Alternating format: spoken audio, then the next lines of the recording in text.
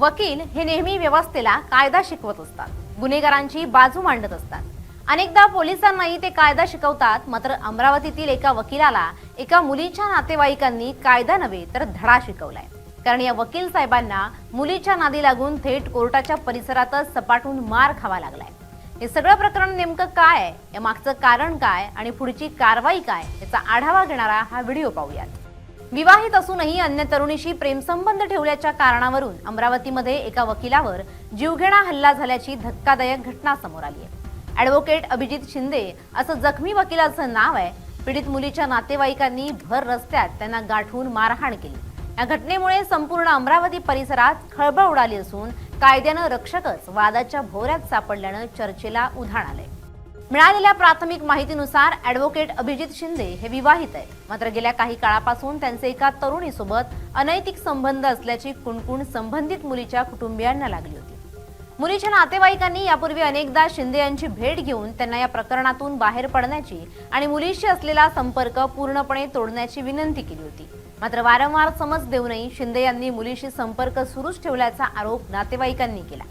काल संध्याकाळच्या सुमारास शिंदे आणि मुलीचे नातेवाईक आमने सामने आले। सुरुवातीला शाब्दिक चकमक झाली। मात्र शिंदे यांच्याकडून अपेक्षित प्रतिसाद न मिळाल्यानं नातेवाईकांचा संयम सुटला।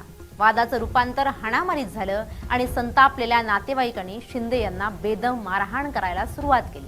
त्यावेळी परिसरातील नागरिकांची मोठी गर्दी झाली होती। त्यामुळे काही काळ तणावाचं वातावरण निर्माण झालं।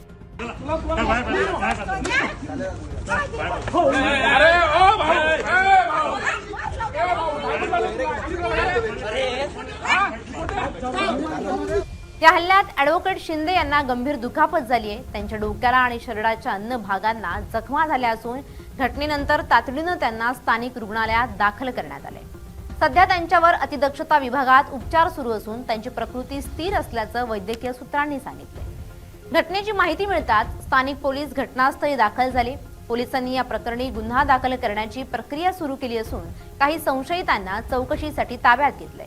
आम्ही दोन्ही बाजूनं म्हणणं ऐकून घेत आहोत। अनैतिक संबंधाच्या वादातून ही घटना घडल्याचं प्राथमिक तपासात दिसतंय। मात्र सखोल तपासानंतरच खरं कारण स्पष्ट होईल अशी माहिती तपास अधिकाऱ्यांनी दिली आहे।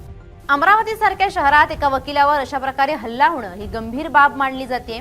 या घटनेनंतर वकिली क्षेत्रातही विविध प्रतिक्रिया उमटत आहेत। दुसरीकडे पीडित मुलीच्या नातेवाईकांनी शिंदे यांच्यावर गंभीर आरोप केल्यामुळे या प्रकरणाला आता वेगळं वळण मिळण्याची शक्यता आहे।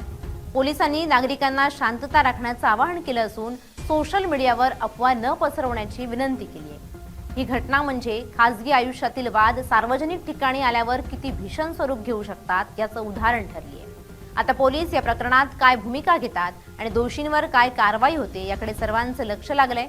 कसंय मंडळी, कुणी पर्सनल आयुष्यात काय करावं, कुणी लग्न असूनही गर्लफ्रेंड ठेवावी की नाही हाही वादाचा मुद्दा आहे। पण शेवटी हा ज्याचा त्याचा प्रश्न आहे। पण नेहमी कायदेपंडित होऊन इतरांना कायदा शिकवणाऱ्या वकील साहेबांना मात्र या प्रकरणात दणकून मार खावा लागलाय। त्यामुळे या प्रकरणाची चर्चा तर होणारच।